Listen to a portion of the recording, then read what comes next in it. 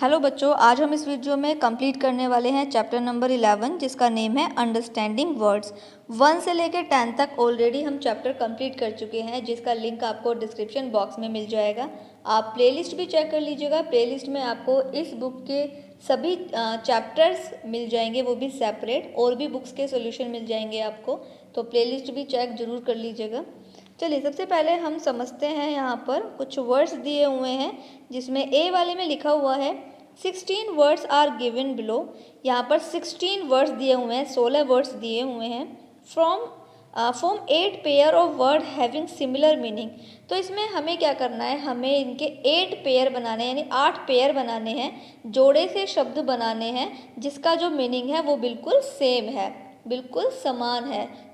तो हम क्या करेंगे, इसके सिनोनियम्स की बात कर रहे हैं। ये सिनोनियम्स क्या होते हैं, जैसे एक शब्द का मतलब एक शब्द के भी और भी शब्द होते हैं और मतलब सेम ही होता है, मीनिंग जो है उनका वो सेम ही होता है। जैसे जैसे किताब को पुस्तक भी कहते हैं, जैसे वृक्ष को पेड़ भी कहते हैं, और बादल को घन भी कहते हैं, बारिश को वर्षा भी कहते हैं। तो इसी तरीके से यहाँ पर इंग्लिश में दिया हुआ है 16 वर्ड्स हैं, हमें 8 पेयर में इनको बनाना है और जिनका मीनिंग बिल्कुल सेम होना चाहिए। जैसे लीन और थिन दोनों का मतलब सेम है।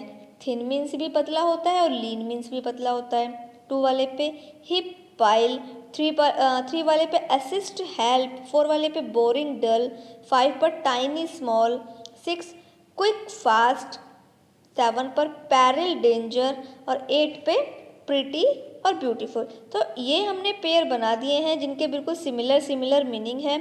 फर्स्ट वाले में जैसे मैंने आपको बताया था कि फर्स्ट वाले में लीन और थिन का मतलब क्या होता है, पतला ही होता है। उसके बाद देखिए जो 2 वाला है हीप और पाइल का मतलब होता है ढेर। क्या होता है, ढेर। असिस्ट हेल्प का मतलब होता है सहायता।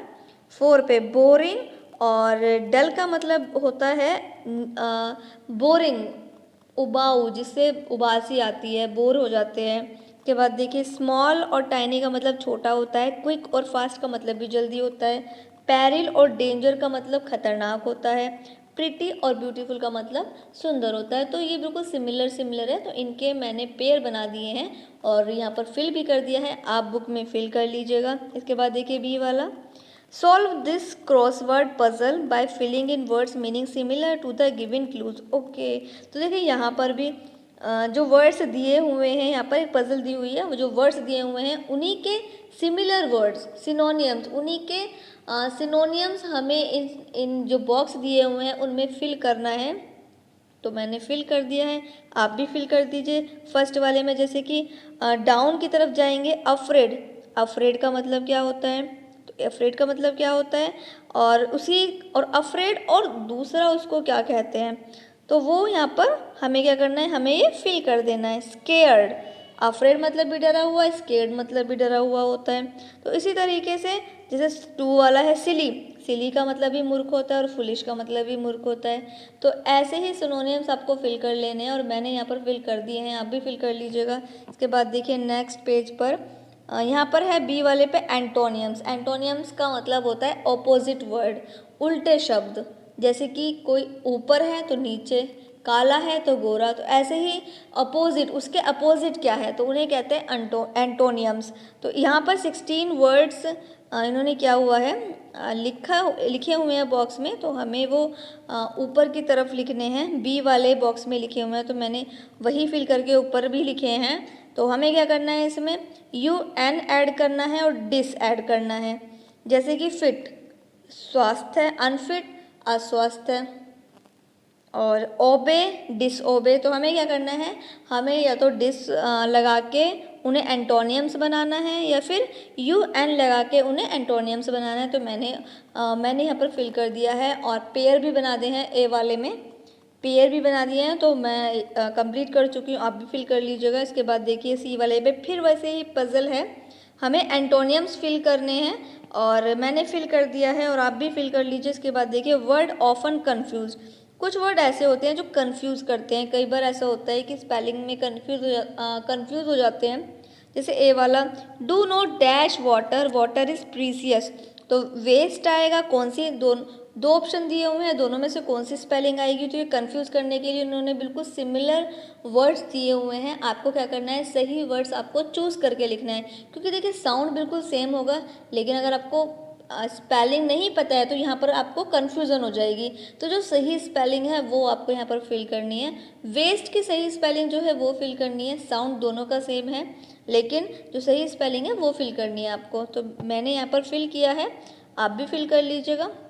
इसके बाद देखिए बी वाला, read the following sentence, some are right and some are wrong, for the right sentence write R. कुछ सेंटेंस इसमें ऐसे हैं, नीचे जो सेंटेंस लिखे हुए हैं उसमें कुछ सेंटेंस ऐसे हैं जो राइट हैं, जिसके लिए हमें आर लिखना है। फॉर द रॉन्ग वंस, लेकिन कुछ सेंटेंस ऐसे हैं जो कि रॉन्ग है, जिनके लिए हमें डब्लू लिखना है। और अंडरलाइन भी करना है गलत वर्ड पर, जो भी वर्ड गलत है इस सेंटेंस में उस पर अंडरलाइन करना है। और फिर अगर राइट है तो आर लिखना है, और रॉन्ग है और अंडरलाइन किया हुआ है तो फिर उसको सही करके सामने की तरफ लिख लेना है, और साथ में लाइन भी बनानी है। तो इसमें देखिए okay, right the correct word is space provided. Okay, जो स्पेस दिया है तो वहाँ पर वो सही वर्ड्स करके लिखना है। जैसे फर्स्ट वाला, the road lead to the airport, तो जो रोड है वो गलत लिखा हुआ है, तो हम सामने लिखेंगे डब्लू रॉन्ग, और रोड की स्पेलिंग को ठीक करके लिख देंगे ROAD रोड। तो इसी तरीके से कंप्लीट कर लेने हैं। जैसे 2 वाले पे, the whole class is present today, तो होल HOLE, होल का मतलब होता है छेद, और होल WHOLE का होल का मतलब होता है पूरी क्लास। तो यहाँ पर WHOLE आएगा, तो इसीलिए यहाँ पर इन्होंने गलत लिखा है। तो हम सामने की तरफ जो स्पेस है वहाँ पर W लिखेंगे, और इस वाले पे हमें लाइन, होल पे हमको लाइन बनानी है और सही करके हमें सामने लिख देना है। तो इसी तरीके से आपको बाकी के भी कंप्लीट कर लेने हैं। और इसमें देखिए एक चीज़ और इसमें दी हुई है, 3 वाला और 4 वाला बिल्कुल सेम है, तो बिल्कुल सेम है तो वैसे ही जो गलती 3 वाले में है वैसे ही 4 वाले में है, तो वो ही आपको सेम लिख देना है। मैंने तो 4 पे सेम लिख दिया है, लेकिन आप जो गलती 3 वाले में मैंने बताई थी वही 4 वाले में है, तो वो आप सेम सामने लिख दीजिएगा। इसके बाद जो सही सेंटेंस है, सही सेंटेंस 2 हैं, जैसे कि 5 और 8 सही सेंटेंस है, तो मैंने यहाँ पर R लिख दिया है और बाकी मैंने सही करके लिख दिया है और अंडरलाइन भी कर दिया। तो ये आप कंप्लीट कर लीजिएगा। इसके बाद देखिए डी पर, कंपाउंड वर्ड्स। कंपाउंड वर्ड्स क्या होते हैं? Compound words are words formed by joining 2 words. For example, जैसे कि रेनबो, देखिए कंपाउंड वर्ड्स क्या होते हैं? 2 शब्दों को मिलकर बनाए जाते हैं, 2 वर्ड्स को मिलकर बनाए जाते हैं, लेकिन दोनों का जो भी 2 वर्ड्स मिल रहे हैं उनके अलग अलग मीनिंग होते हैं। जैसे रेन का मतलब बारिश होता है, बो का मतलब तीर होता है, तो क्या बन गया? रेनबो एक नया शब्द बन गया जिसका मतलब हो गया इंद्रधनुष। इसके बाद देखिए बटर का मतलब मक्खन होता है, फ्लाई मतलब उड़ना होता है, और इन दोनों शब्दों को अगर हम बनाएंगे तो बन जाएगा एक नया शब्द जिसको बोलेंगे बटरफ्लाई। तो देखिए 3 मीनिंग है इसमें, पहले तो बटर का मतलब अलग हुआ, फिर फ्लाई का मतलब हुआ, लेकिन जब हम इन दोनों को मिला देंगे साथ में तो फिर हो जाएगा बटरफ्लाई, तो एक नया शब्द बन जाएगा जिसका अलग ही मीनिंग है। बटरफ्लाई का मतलब तितली होता है, का मीनिंग तितली होता है। तो ये ऐसे शब्द जो होते हैं, जो 2 शब्द जो मिलकर बन रहे हैं उन दोनों के शब्दों के मीनिंग अलग होते हैं, लेकिन जब वो मिल जाए तो फिर वो अलग मीनिंग बना देते हैं, तो इनको कहते हैं कंपाउंड वर्ड्स। ऐसे ही अब क्या करना है, यहाँ पर देखिए अब हमें थोड़ा सा जो दी हुई है वर्कशीट, अब हमें इन्हें कंपाउंड वर्ड्स में ऐड करना है। तो मैंने यहाँ पर आफ्टरनून और cupboard, fish bowl, birthday, birth plus day, birthday, pea plus cock, peacock, news plus paper, newspaper, door plus mat, doormat, match plus box, match box. तो इस तरीके से मैंने प्रेयर को जो है जोड़ दिया है। मैंने 2 वर्ड्सों को एक साथ जोड़ दिया है, क्योंकि इन्होंने यहाँ पर शीट दी हुई थी उसमें से मैंने चूज़ किया और यहाँ पर जोड़ दिया, तो ये भी मैंने कंप्लीट कर दिया है। इसके बाद देखिए स्पेल मास्टर, इसमें क्या करना है, इसमें फिल करना है EE और EA, जहाँ पर भी सुटेबल लगता है, जहाँ पर भी नया वर्ड्स EE से बनता है तो EE लगाना है, और जहाँ पर नया वर्ड EA से लगता है तो वहाँ पर EA लगाना है। तो मैंने यहाँ पर फिल कर दिया है। फर्स्ट वाले में स्टीम, 2 वाले में शिप, 3 वाले में क्रीम, 4 वाले में नीड, 5 वाले में कीप, 6 वाले में स्पीक, 7 वाले में ट्रीट और 8 वाले में स्लीप।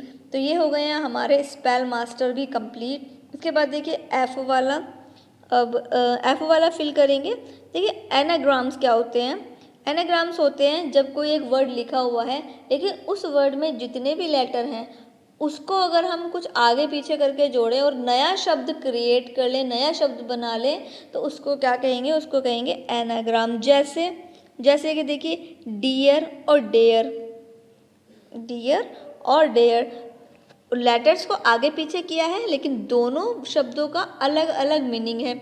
जैसे कि इन्होंने ऑलरेडी यहाँ पर दिया भी हुआ है और क्लू भी दिए हुए हैं, जैसे ब्लीट और क्लू दिया है ए पीस ऑफ फर्नीचर। तो ब्लीट का हमें कुछ ऐसा शब्द बनाना है लेटर्स को आगे पीछे करके जिससे एक फर्नीचर की चीज़ बन जाए। तो क्या बनेगा, टेबल। 2 वाला फ्लो, ए वाइल्ड एनिमल। अब देखिए फ्लो का भी एक अलग मीनिंग है। तो अब हमें इनके लेटर्स को आगे पीछे करना है और एक ऐसा शब्द बनाना है, एक ऐसा वर्ड बनाना है जो एक जंगली जानवर बन जाए, वुल्फ। अर्थ 3 पे है heart, it pumps blood into the body.